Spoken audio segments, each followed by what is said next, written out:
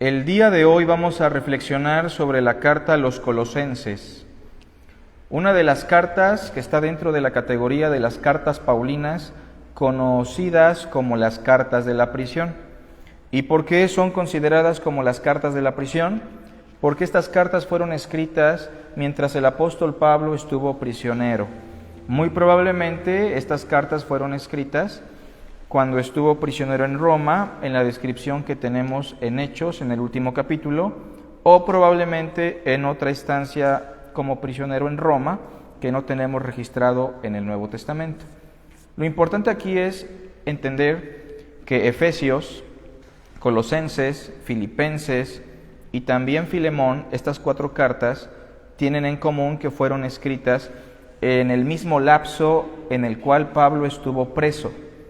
Es por eso que ustedes van a encontrar un lenguaje específico en estas cartas, que es muy parecido. De hecho, es muy propio de nosotros, los seres humanos, usar ciertas palabras, ciertos dichos, ciertos conceptos en diferentes etapas. ¿Se entiende la idea? Por ejemplo, hay quien no usa la palabra cosmovisión, pero entra al seminario y escucha esa palabra, la entiende, la reflexiona, y ahora en su acervo de palabras usa la palabra cosmovisión. Escucha por ahí la palabra paradigma, la entiende, la reflexiona, y su lenguaje cambia. Y sabemos que estas cartas son hermanas, no solamente por los datos históricos, sino por las palabras, por las expresiones que se usaron en la época y en esa etapa de la vida del apóstol. Por ejemplo, ¿han escuchado la expresión principados y potestades? ¿En dónde aparece esa expresión? Principados y potestades. En Efesios y en Colosenses, precisamente, que son cartas hermanas. Y así van a encontrar expresiones que son paralelas y que forman parte de esta categoría de documentos. Vamos a leer, por favor, Colosenses capítulo 1, versículo 1 y 2.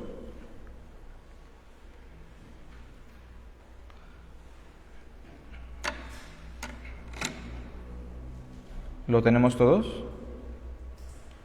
Pablo, apóstol de Jesucristo por la voluntad de Dios, y el hermano Timoteo, a los santos y fieles hermanos en Cristo que están en Colosas.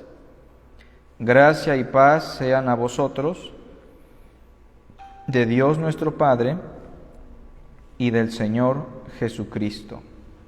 Empecemos con el nombre del documento, Colosenses. Colosenses es el nombre que lleva esta carta en referencia a la ciudad en donde se encontraba esta iglesia. Es muy básico, ¿no? Debemos recordar que en la época de los apóstoles, las iglesias adquirían su nombre a partir de la localidad en la que estaban. La iglesia de Corinto, la iglesia de Jerusalén, la iglesia de Antioquía. Hoy ya no es así. Hoy tenemos muchas iglesias en cada ciudad, las ciudades ya son mega ciudades, y entonces ya tenemos que especificar la iglesia bautista, la verdad que permanece, que está por el rastro, ¿no? O la primera iglesia bautista que está por Ávila Camacho. Antes no, antes simplemente era la iglesia que está en la ciudad tal. Bueno, ese es su nombre. Autor es Pablo, eso está muy fácil porque el verso mismo lo dice, Pablo. Y bueno, Timoteo está presente cuando Pablo saluda. No significa que Timoteo tenga injerencia en la redacción, simplemente lo menciona porque él está presente mientras él redacta y presente también en el saludo. En la fecha próxima de este documento, estamos hablando probablemente del 60 al 62, que es cuando se escriben estas cartas, 60 al 62 después de Cristo, algunos sugieren hasta el 64. Yo les he dicho que las fechas no siempre son objetivas. De hecho, recuerdo mi primer clase de historia en la facultad, nos explicaban eso, ¿no? Que las fechas en la historia no siempre son objetivas. Y también que a veces las fechas las coloca quien gana la guerra, ¿verdad? Pero bueno, la fecha es esa aproximadamente, y escribe desde la prisión de Roma. Género literario, pues está bien fácil, ¿no? ¿Cuál es el género literario, hermanos? Es una epístola correctiva, tiene que corregir algunos errores en Colosas, pero también es instructiva, porque va a instruirles sobre algunos asuntos muy, pero muy importantes. Fíjense, en la iglesia de Colosas se estaban infiltrando diferentes doctrinas falsas.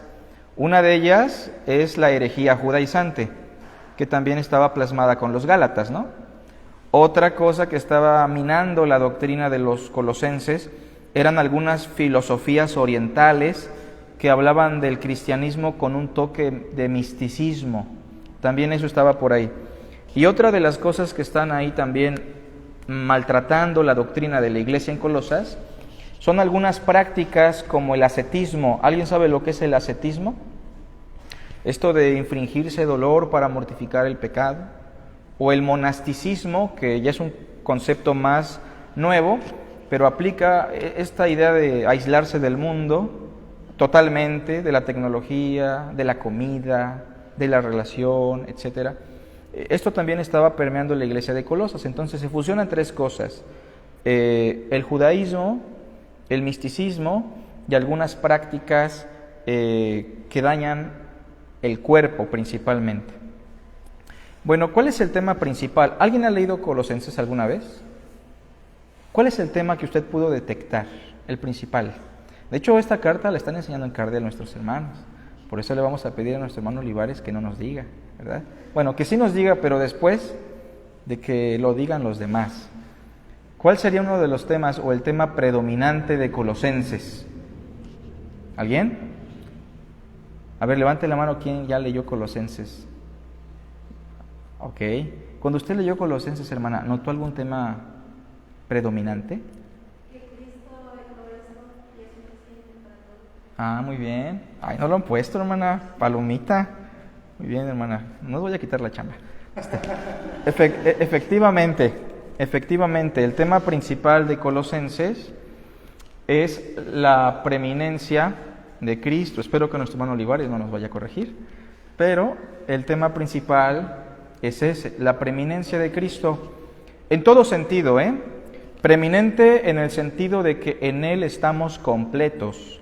Esta es una expresión que usa Pablo en Colosenses. En Él estamos completos.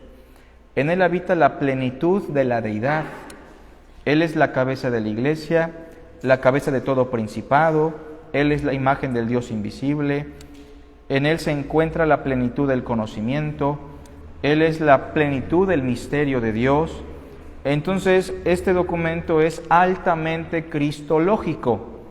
Fíjense que a veces lo ignoramos, ¿no? Y pensamos que Hebreos, Juan, Apocalipsis, pero Colosenses es altamente cristológico.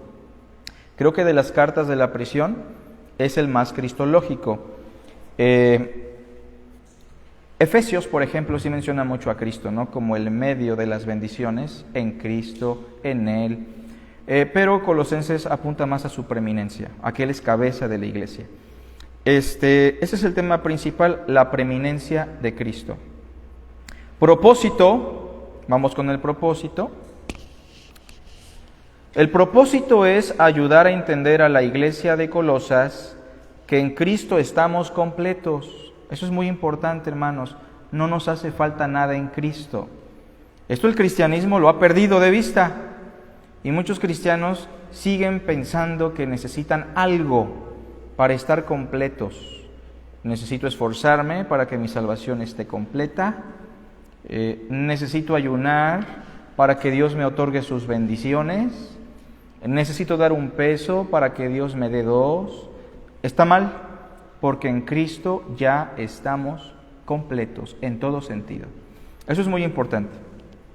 Que ni la ley, ni las filosofías, ni los misterios son necesarios. Este propósito, hermanos, nace a razón de la filtración de judaizantes y filósofos orientales que estaban minando la doctrina de la iglesia con una especie de misticismo. Ya lo mencionábamos hace ratito, ¿no?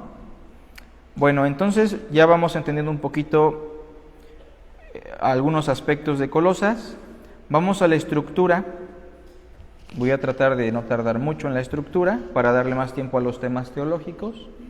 Bueno, si abren su Biblia, la pueden abrir así. Si tienen celular, pues le van a tener que hacer así. pero capítulo 1, versículo 1, al 2, por ahí creo que yo me equivoqué. Ahí tenemos el saludo, básicamente. Capítulo 1, del verso 1 al 2. ¿Sí lo ven? Uh-huh. Después tenemos, hermanos, en segundo lugar, la oración por la iglesia, que abarca del capítulo 1, versículo 3 al 14. Es ahí donde yo les digo que tenía un error, ¿no? Del 3 al 14 tenemos una oración por la iglesia. De hecho, en la Reina Valera dice ahí, Pablo pide que Dios les conceda sabiduría espiritual. Esta es una oración que termina con un conocimiento soteriológico muy, muy profundo. Por ejemplo, vean el capítulo 1 y leamos del versículo 9. Dice así: por lo cual también nosotros, desde el día que lo oímos, no cesamos de orar por vosotros y de pedir que seáis llenos del conocimiento de su voluntad en toda sabiduría e inteligencia espiritual, para que andéis como es digno del Señor, agradándole en todo, llevando fruto en toda buena obra y creciendo en el conocimiento de Dios, fortalecidos con todo poder conforme a la potencia de su gloria, para toda paciencia y longanimidad, con gozo dando gracias al Padre que nos hizo aptos para participar de la herencia de los santos en luz, el cual nos ha librado de la potestad de las tinieblas. Estamos libres de esa potestad, que por cierto alguien me preguntaba en la semana, ¿no? Oiga, hermano, ¿y será que si estamos presentes en un exorcismo, el demonio pueda saltar a nosotros y se nos meta? ¿No? ¿Han pensado eso alguna vez? ¿Se lo han preguntado? ¿Nunca se han preguntado eso? Bueno, este hermano que me preguntó, sí. Y yo le decía, pues no, hermano, por varias razones. Una de ellas, ¿cuál es? Porque Cristo ya nos libró, o Dios ya nos libró de la potestad de las tinieblas. Porque estuviésemos o no endemoniados, sin Cristo estábamos bajo esa potestad, ¿o no?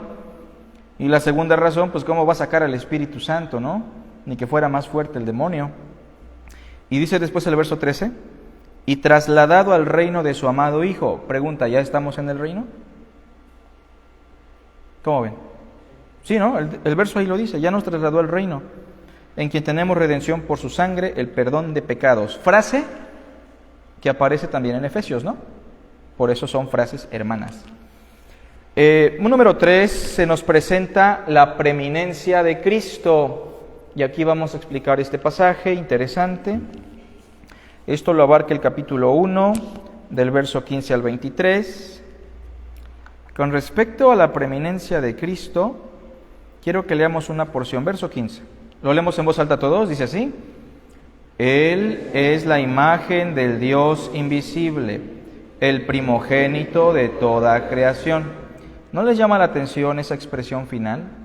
El primogénito de toda creación. ¿A qué les suena eso, hermanos? ¿Cómo ven? ¿A qué les suena eso de el primogénito de toda creación? ¿Cómo ven? Escucho sus puntos de vista, ¿eh? ¿A qué les suena? No significa que esté bien. A su eternidad. Ok. Primogénito de toda creación. Pues en una lectura rápida y equivocada, podríamos decir que se refiere a que Cristo era la primera criatura, porque es el primogénito de toda creación. Sí, mucha gente podría pensarlo así, ¿no? Es que eso significa que Cristo fue la primer criatura de Dios, la primer persona en ser creada. No es así. Para entender esta expresión, hay que entender lo que significa ser primogénito. Por ejemplo, aquí en Occidente, en nuestro mundo, aquí en las Américas, ¿no? ¿Quién es un primogénito? El primer hijo, ¿verdad que sí? Por ejemplo, ¿quién es el primogénito de Olivares? Onam.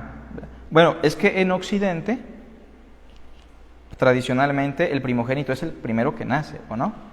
Yo soy el primogénito de mi casa, ¿no?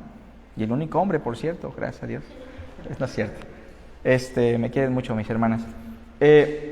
Más bien, tenemos que entender lo que es el primogénito en la perspectiva de Medio Oriente. Miren, ¿todos han leído Génesis ya?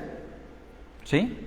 No me voy a salir como una hermana que le dije, hermana, ¿ya leyó el primer libro de la Biblia? Dice, ay, hermano, Géminis siempre me ha costado. Entonces, lean Génesis, ¿sale? No Géminis, ese es el horóscopo. Bueno, si han leído Génesis, recordarán que ahí se habla mucho de la primogenitura.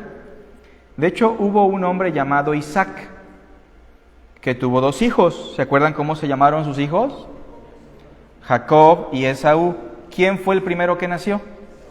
Esaú. O sea, digamos, convencionalmente él sería el primogénito, ¿no?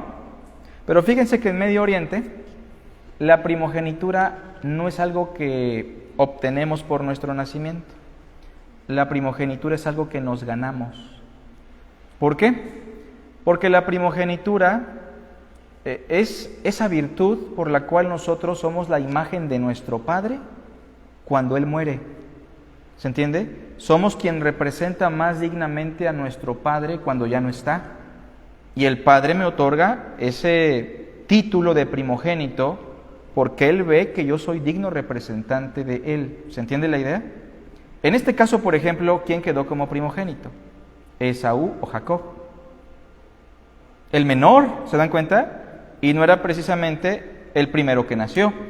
Que de hecho, en ese contexto, la primogenitura incluso tenía una connotación de bendición.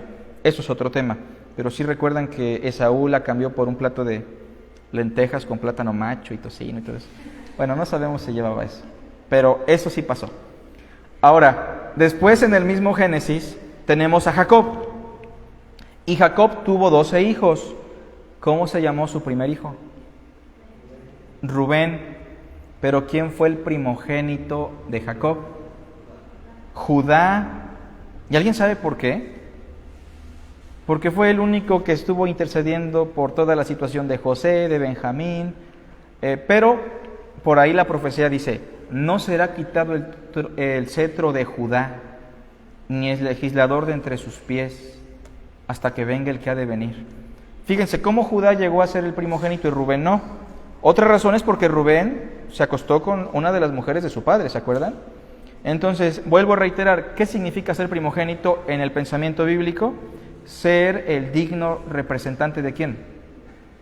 Del papá. Entonces, cuando el texto se lee con calma, vean otra vez el 15, es incluso una expresión paralela. La voy a leer así, fíjense. Él es la imagen del Dios invisible. ¿Quién representa a Dios de manera plena y perfecta? Cristo. Eso significa que en toda la creación, en todo lo que existe, en todo este universo, Cristo es el primogénito, o sea, el único que representa más dignamente al Padre. Y claro que Él es criatura, o más bien se hizo criatura, pero eso no está implicando que fue creado como piensan los ruselistas o los testigos de Jehová, no. Él llegó a ser criatura, el verbo se hizo carne, ¿se entiende? Dios se hizo criatura. Pero primogénito de toda creación se explica por la primera frase. Vuelvo a preguntar, ¿qué significa que Cristo sea el primogénito de toda creación? La imagen del Dios invisible en todo lo que existe, ¿sale?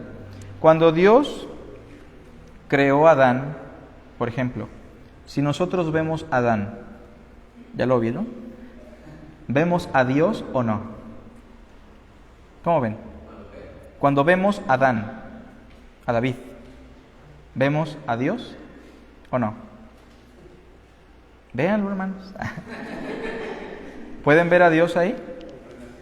¿O no? A ver, cuando ven al hermano José, ¿ven a Dios? Pues no, ¿verdad? Literalmente no.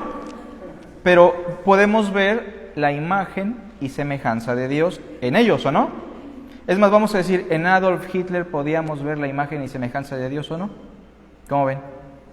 Pues sí, porque todos los seres humanos son imagen y semejanza de Dios. Pero todos los seres humanos somos los peores representantes de Dios, ¿entiende? Sobre todo los inconversos, ¿no? Nuestra imagen de Dios es una representación distorsionada del Creador. Pero cuando hablamos de Cristo, Él es el único hombre que representa dignamente al Padre. ¿Se entiende la idea? Y se lo ganó, no por nacer primero, nada por el estilo, sino porque por su obra Dios lo exaltó hasta lo sumo y le dio nombre que es sobre todo nombre. ¿Hasta aquí queda claro esto, hermanos? Sigamos, verso 16. Dice después, no es que Él sea una criatura, todo lo contrario, más bien, porque en Él fueron creadas todas las cosas. Noten, no es una criatura, Él creó todo. Las que hay en los cielos y las que hay en la tierra, visibles e invisibles, sean tronos, sean dominios, sean principados, un lenguaje de Efesios también, ¿no? Potestades, todo fue creado por medio de Él y para Él. Y Él es de antes de todas las cosas, ¿ven eso? Y todas las cosas en Él subsisten, en Él somos, vivimos y nos movemos. 18. Y Él es la cabeza del cuerpo, que es la iglesia. Él, que es el principio, noten eso. Él es, ¿qué? ¿Sí se acuerdan de esos textos de Isaías? Yo soy el principio y el fin. O sea, Él es el origen de todas las cosas. Él es el principio.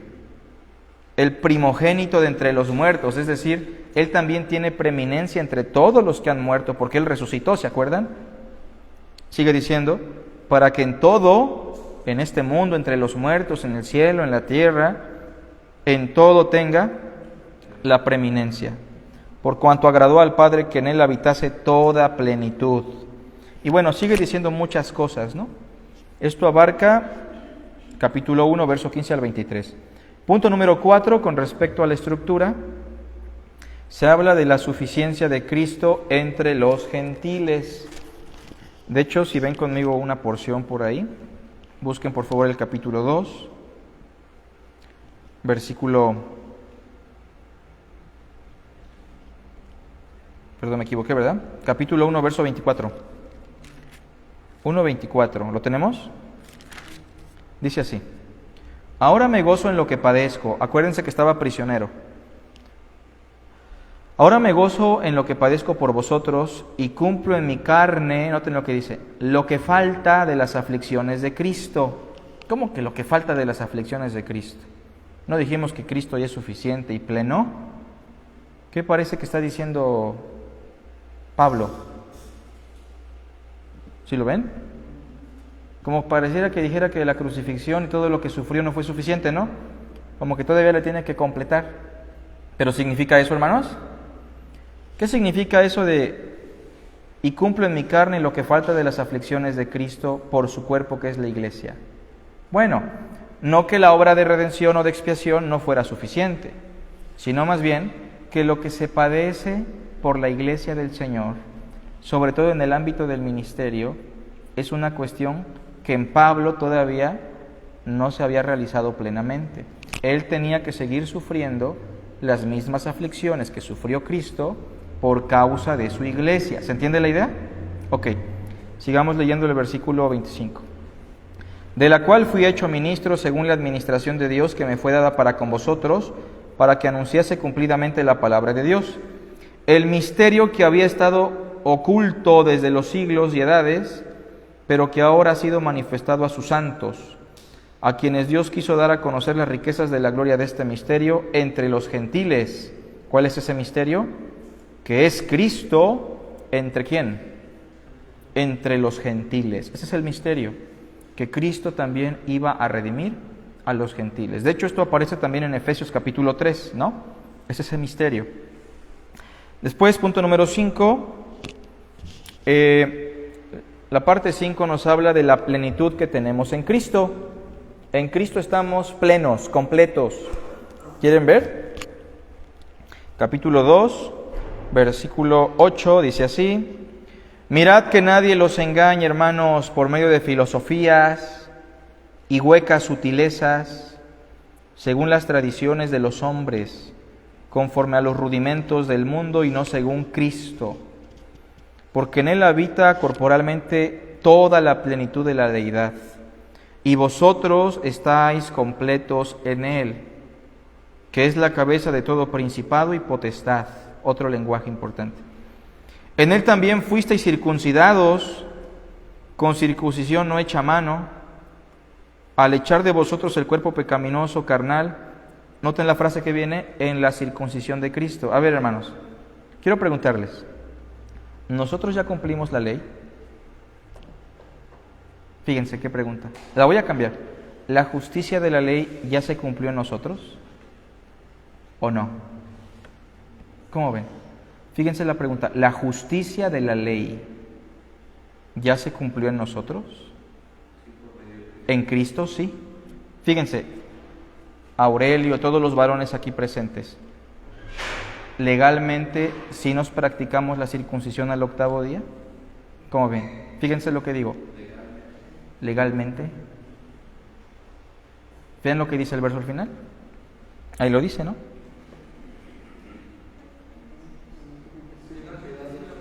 Legalmente sí. ¿Estamos circuncidados en dónde? En la circuncisión de Cristo. Legalmente sí, delante de Dios, eso lo cumplimos. ¿En quién? En Cristo. En la práctica, ¿no? Es la justificación, básicamente, ¿no? Legalmente somos declarados justos en Él. Ahí lo explica. Ahora, vamos a ver algunos incisos sobre la plenitud que tenemos en Cristo. Inciso A, pues tenemos plenitud que no necesariamente incluye filosofías humanas. O sea, no las necesitamos las filosofías humanas. No me malentiendan, no estoy diciendo que no estudien filosofía. No, pueden estudiar filosofía y de hecho vale la pena porque la Biblia es un libro que incluye filosofía. Pero lo que estoy diciendo es que las filosofías humanas como medio de redención o práctica espiritual para encontrar un beneficio de Dios, hay que desecharlas porque en Cristo estamos completos. ¿Sale, vale? Inciso B. También la ley de Moisés. Y tengo que enfatizar algo, la ley como pacto, como contrato, como convenio, ¿sigue vigente para nosotros? Fíjense la pregunta. ¿La ley de Moisés como pacto, como contrato, como convenio, sigue vigente para nosotros? No. ¿Cuál era el convenio? Si cumples, tienes vida eterna, y si no cumples, maldito eres con toda maldición. Ese convenio se anuló. Ya hablamos hace 15 días de un nuevo pacto, ¿se acuerdan? Pero bueno, la ley también la tenemos que desechar como pacto, como contrato. No me malentiendan, no como escritura santa. Porque como santa escritura, Pablo dirá, toda la escritura es inspirada por Dios. ¿Y qué más? Y útil. Pero la ley nos es útil en la medida que está en armonía con Cristo. Ejemplo, el versículo de la ley que dice que matemos al joven por su rebeldía, ¿sigue vigente para nosotros? No. ¿Es útil para nosotros? Ya no. Pero el versículo que dice, honra a tu padre y a tu madre, ¿es útil para nosotros? Entonces la ley como escritura, no como pacto, como escritura sagrada, es útil en la medida que eso tiene armonía con la justicia de Cristo. ¿Se entiende la idea? Ok. Vean lo que dice el capítulo 2, versículo 14. Dice que Cristo hizo lo siguiente: anuló el acta de los decretos que había contra nosotros. ¿Saben a qué se refiere? Esa acta de mandamientos, de decretos, era la ley. Él anuló. Esa acta nos era contraria. La quitó de en medio y ¿qué le hizo? Y la clavó en la cruz. La ley llegó a su fin. El fin de la ley es Cristo. Ahora, quiero preguntarles, Satanás, en el Antiguo Testamento, bajo el pacto de la ley, ¿nos acusaba? ¿Y qué utilizaba como herramienta para acusar a José? Un ejemplo, ¿no? La ley, mira, aquí dice que no robarás, ¿no? Y en el Rappi pidió 10 pesos de más, ¿no? Un ejemplo. Entonces, Satanás acusaba a José, o a Carlos, ¿no? Mira, Dios, tú dices que no se debe mentir, y Carlos ya mintió. Y usaba la ley como una herramienta para acusar a los santos. Pero cuando Cristo la anula en la cruz, ¿qué es lo que hace? Aparte de anularla, despoja a Satanás y a su reino ¿de qué? De la única herramienta que podían utilizar ¿para qué? Para acusarnos. Versículo 15, como dice, todos juntos, y despojando a los principados y a las potestades, ¿ven eso? Les quitó esa herramienta, los despojó. Y aparte los exhibió públicamente, demostrando que Dios es justo. No sé si he platicado un poquito de eso, que cuando Dios permite que Satanás tome la potestad del mundo, potestad que Adán mismo le entrega voluntariamente, ¿se acuerdan? Es como si Dios le dijera, a ver si de veras yo soy tan injusto como tú piensas, y a ver si de veras tú puedes ser como yo. Y Dios le permite al enemigo tener reinos grandes, pero todos esos reinos llegan a un punto y fracasan. El segundo Adán toma de nuevo la potestad y despoja por completo a Satanás. Y a nosotros nos da redención, obviamente. Dice el versículo, los exhibió públicamente, triunfando sobre ellos en la cruz. Por tanto, hermanos, nadie os juzgue en qué. ¿Podemos comer lo que sea? A ver, ¿quién come camarones aquí? ¿Todos? ¿O es pecado? ¿Carnita de puerco? ¿Se puede o no se puede? ¿Seguros? A ver, voy a ponerles una más difícil. ¿Moronga? ¿Se puede? ¿Se puede o no? Pero es sangre. ¿Cómo ven? ¿Se puede o no? Depende de qué tan buena esté. Pero a mí no me gusta. Pero podemos comer y beber de lo que sea. ¿Se entiende lo que está diciendo? Nadie los juzgue si la ley ya fue anulada. Ya nadie los juzgue en qué comen o qué beben. Sigue diciendo, en cuanto a días de fiesta, si guardan el Yom Kippur, la fiesta de los tabernáculos, eso ya no importa. Lunas nuevas o días de reposo, el Sabbat, por ejemplo. Todo lo cual es sombra de lo que ha de venir, pero el cuerpo es de Cristo. No sé si se entiende esta expresión, pero ¿se ve mi sombra de la mano aquí, hermanos? ¿Sí la ven o no? ¿Más o menos? Bueno, la sombra les permite ver qué figura es. ¿Podría usted con la pura sombra determinar que es una mano, sí o no? Sí, ¿verdad? Pero la sombra le permite ver detalles. ¿Cómo huele la mano? Sus cicatrices, su textura, su color, su tamaño, su peso, ¿verdad que no? La ley solamente era una sombra de Cristo Jesús. Pero el cuerpo real, ¿quién es? Ahí lo dice, ¿no? Toda la ley era sombra de lo que habría de venir, pero el cuerpo es de ¿quién? Cristo. Cristo es la plenitud de la ley. Nadie los prive de vuestro premio, afectando humildad y culto a los ángeles. Alguna cuestión ahí promovía la adoración a los ángeles. Entremetiéndose en lo que no ha visto, vanamente hinchado por su propia mente carnal, y no haciéndose de la cabeza, en virtud de quien todo el cuerpo, nutriéndose y uniéndose por las coyunturas, lenguaje de Efesios, y ligamentos, crece con el crecimiento que da Dios. Bueno, entonces toda esta sección habla de la ley, inciso C, de culto a los ángeles, cosa que debemos desechar. Yo creo que ya los niños ya no tienen que orar así, angelito de mi guarda, mi dulce compañía, no me desampares, no lo oran, ¿verdad? Pero yo de niño así lo hacía, mi mamá me la enseñó, y después cuando leí Colosenses dije, no, pues ya no lo puedo hacer. Inciso D, rudimentos religiosos, también no son necesarios, No es necesario ni que le ore a los angelitos, porque miren, voy a preguntar, ¿los angelitos nos cuidan? Fíjense qué pregunta tan importante, no respondan tan rápido. ¿Los angelitos nos cuidan? ¿Sí existe el angelito de la guarda o no? Y la otra pregunta sería, ¿y es dulce compañía? No, de veras, ¿los ángeles nos cuidan, hermanos? ¿O no? ¿Sí o no? Fíjense, es muy importante decir, ¿nos cuida Dios? Eso es muy importante. Dios nos cuida y a sus ángeles mandará. Pero usted no tiene que dirigirse a los angelitos, sino a Dios. Ahora, rudimentos religiosos que no son necesarios. ¿Quieren ver algunos? Capítulo 2, versículo 20.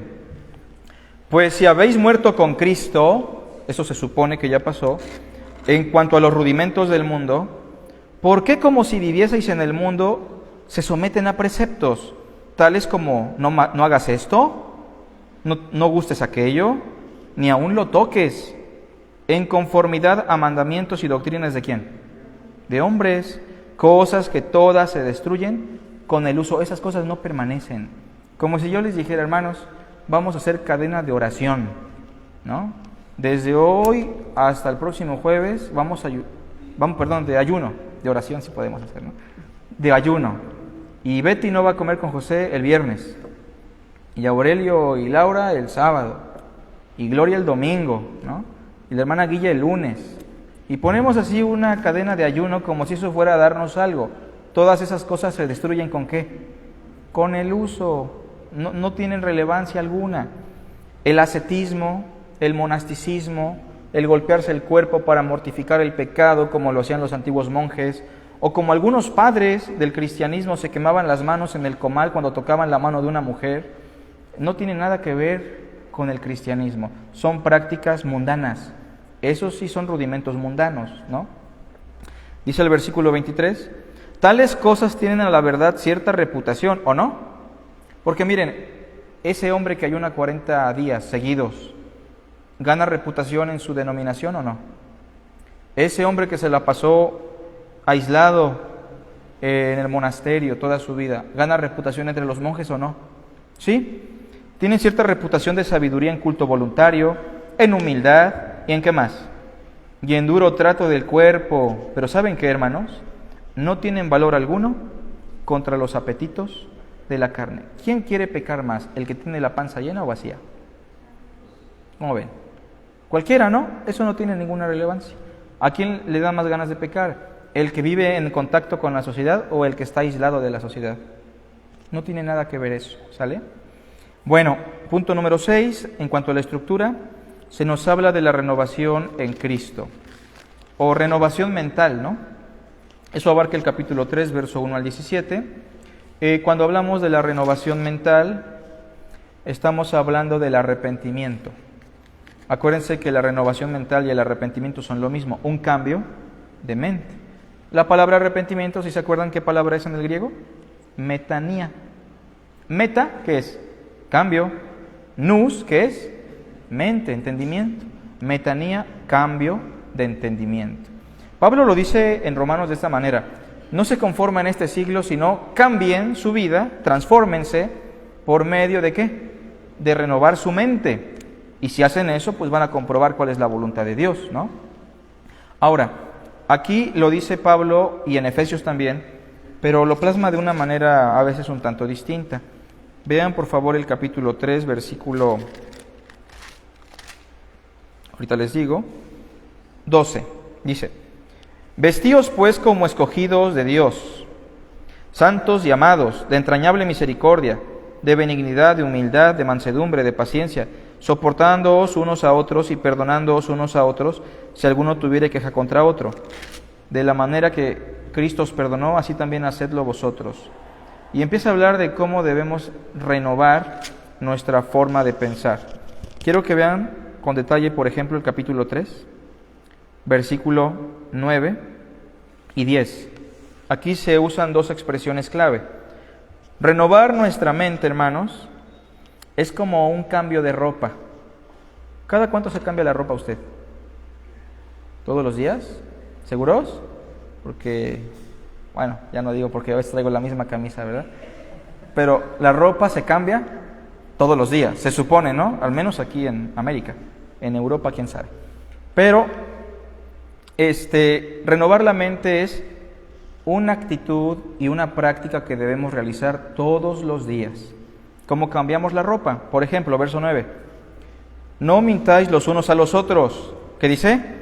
Habiéndoos despojado del viejo hombre con sus hechos. O sea, nuestra naturaleza caída que aún existe en nosotros, debemos, cada vez que nos levantamos, ¿qué? Desecharla, ¿se entiende? Como esa ropa sucia que no nos sirve. Y que aunque al otro día la vamos a tener otra vez, porque la naturaleza caída sigue en nosotros, todos los días debemos levantarnos con la disposición de despojarnos de ella. Versículo 10, como dice, hermanos, todos juntos. Y revestido del nuevo, ¿ven? La nueva ropa, la muda nueva todos los días, limpia. El cual conforme a la imagen del que lo creó, se va, ¿qué? Renovando. Así se da la renovación. Efesios lo dice así: el que hurtaba, no hurte más. Eso es quitarse la ropa mugrosa. Pero ¿qué significa ponerse la ropa limpia? Trabaje con sus manos, ¿verdad? Para que tenga que compartir con el que tiene necesidad.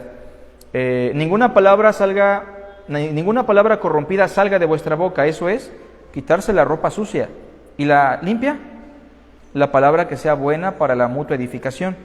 Entonces, la renovación mental es un cambio de mente, pero que se transforma en un cambio de vida.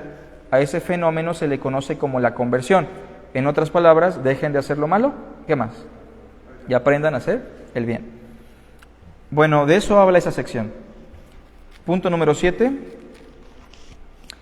Aquí se hablan de las diferentes áreas en las que se relaciona el cristiano y cómo se debe comportar. Es la misma sección que Efesios, un poquito más escueta, pero es lo mismo. Por ejemplo, capítulo 3, verso 18, habla de las hermanas que están casadas, ¿no?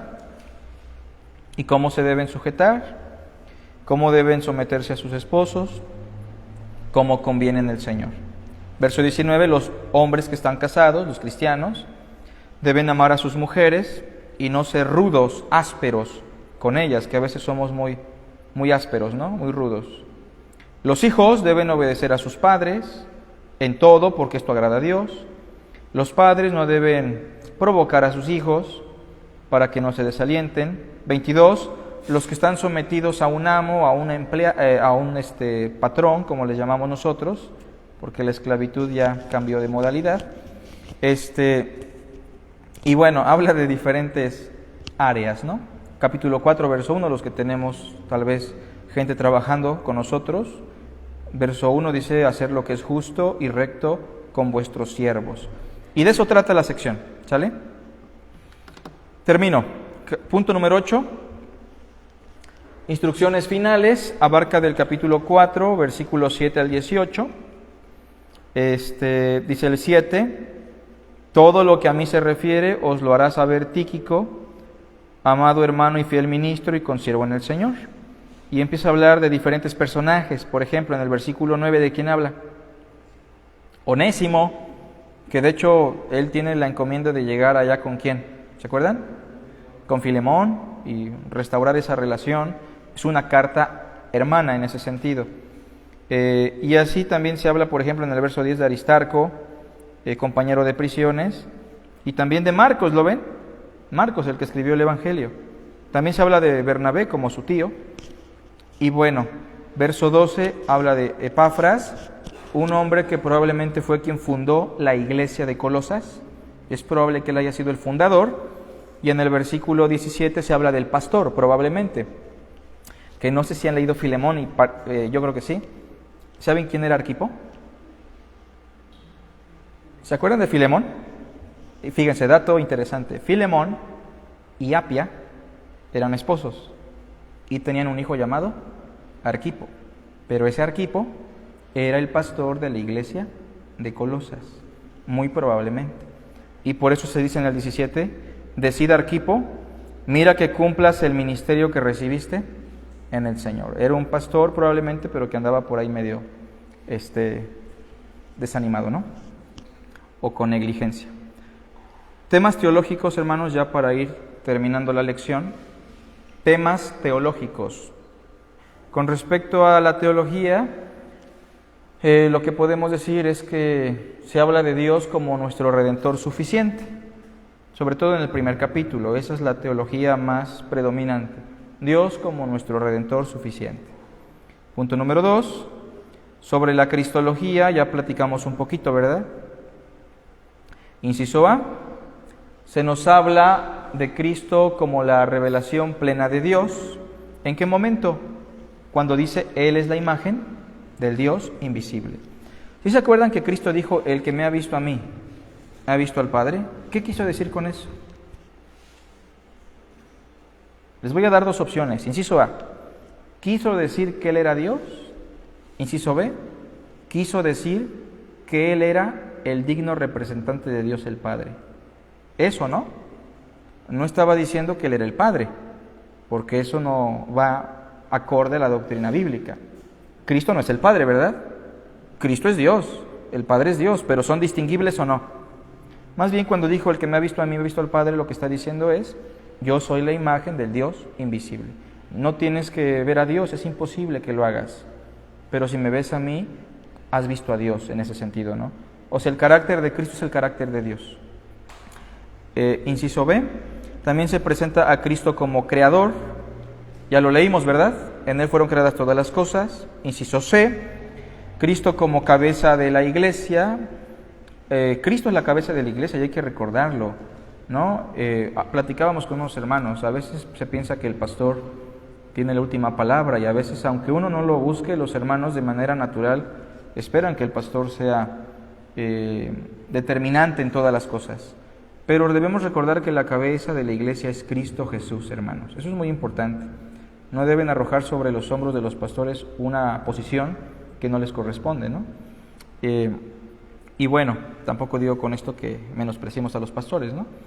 Inciso D, Cristo como el mediador entre Dios y los hombres. Eso se ve de manera muy somera en el capítulo 2, pero también aparece por ahí. Inciso E, Cristo como la plenitud de la sabiduría. Si queremos ser sabios y adquirir el conocimiento de Dios, tenemos que estar dedicados plenamente a conocer a Cristo. Y el inciso F también se presenta a Cristo como el fin de la ley. Importantísimo, muy importante. Cristo es el fin, no solamente culmina la ley con Él. Él era el propósito de la ley, de la creación de la ley. Con respecto a la pneumatología, la doctrina del Espíritu Santo, inciso A, se nos habla del amor en el Espíritu. A ver, vean conmigo Colosenses 1:8.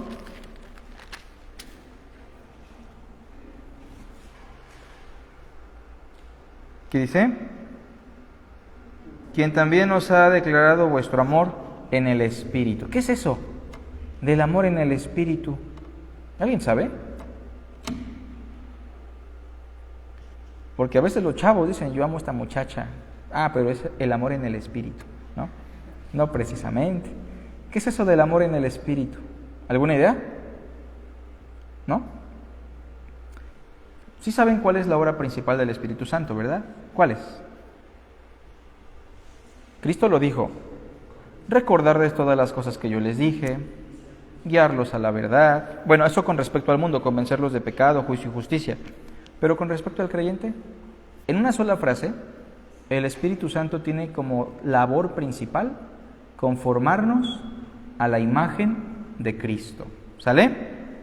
Ese Espíritu es el que nos impulsa, nos ayuda a orar como conviene. Y ese amor en el Espíritu se debe entender sencillamente como ese amor que Cristo manifestó cuando estuvo entre nosotros. Es decir, cuando yo amo a Olivares como Cristo me amó, ¿eso qué significa? Que ese es el amor en el Espíritu, ¿se entiende? Está sencillo, ¿no? Eso es lo que encontramos ahí, esa expresión. Inciso B, también se habla de la obra del Espíritu, no solamente en los creyentes, ¿no? Específicamente se habla de los ministros, 1:29. Dice así, para lo cual también trabajo, luchando según la potencia de Él, la cual actúa poderosamente en mí. Este lenguaje aparece en Filipenses, pero con otra expresión. Dios produce en nosotros el querer como el hacer. Y por eso debemos estar con mucho temor y temblor, porque Dios está en nosotros, no cualquier persona. Punto número 4, soteriología. Sobre la soteriología, inciso A, se menciona el valor que tiene el Evangelio en la salvación. Eso lo vemos en las primeras partes de Colosenses, capítulo 1, versículo 3 al 6.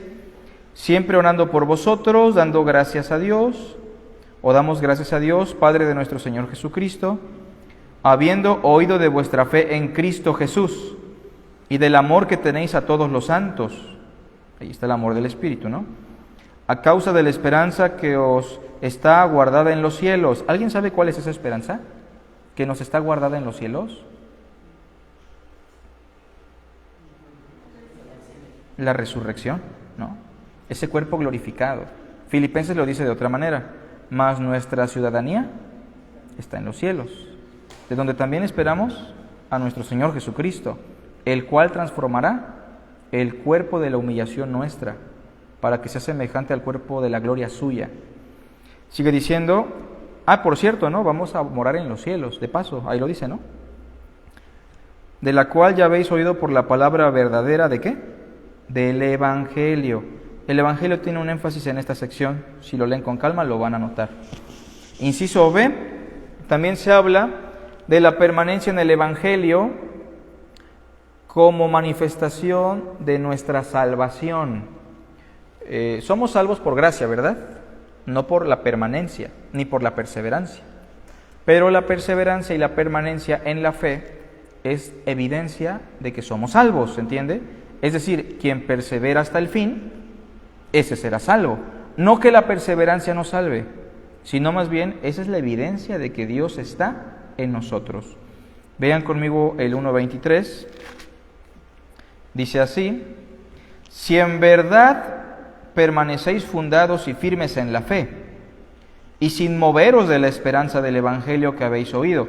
¿Hay gente que se mueve o no? Se va por completo de la fe. ¿Qué decimos de eso?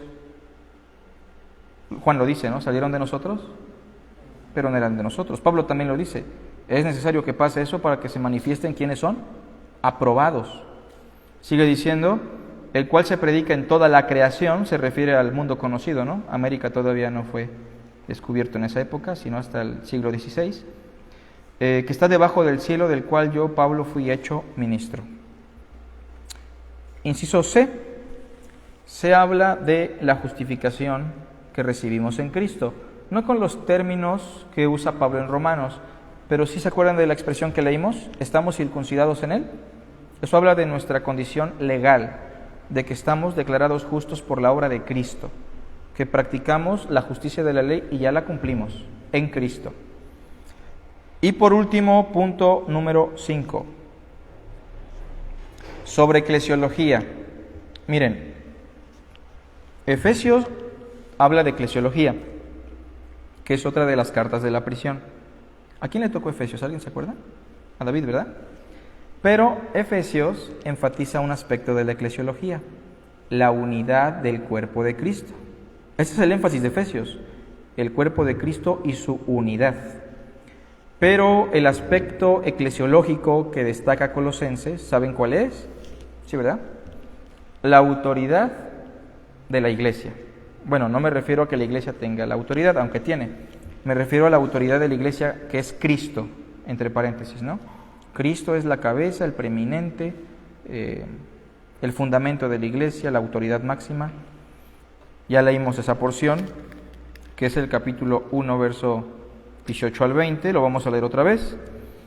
Y Él es la cabeza del cuerpo, que es la iglesia, Él que es el principio, el primogénito de entre los muertos, para que en todo tenga la preeminencia. Por cierto, que también se le llama primogénito de los muertos porque Él es el primero que resucita, también en ese sentido. Pero si se ponen a pensar, ¿antes de Cristo resucitaron otros? ¿O no? ¿Sí o no? ¿Pero por qué se le llama a Él el primogénito de entre los muertos? Así es, y Él resucitó con un cuerpo glorificado, el primero de la resurrección futura, las primicias de la gran cosecha. Verso 19, por cuanto agradó al Padre que en Él habitase toda plenitud, y por medio de Él reconciliar consigo todas las cosas, así las que están en la tierra como las que están en los cielos, haciendo la paz mediante la sangre de su cruz. Y bueno, de eso trata. Enseñanza básica para nosotros, hermanos. Lleves esto en mente, en Cristo estamos completos.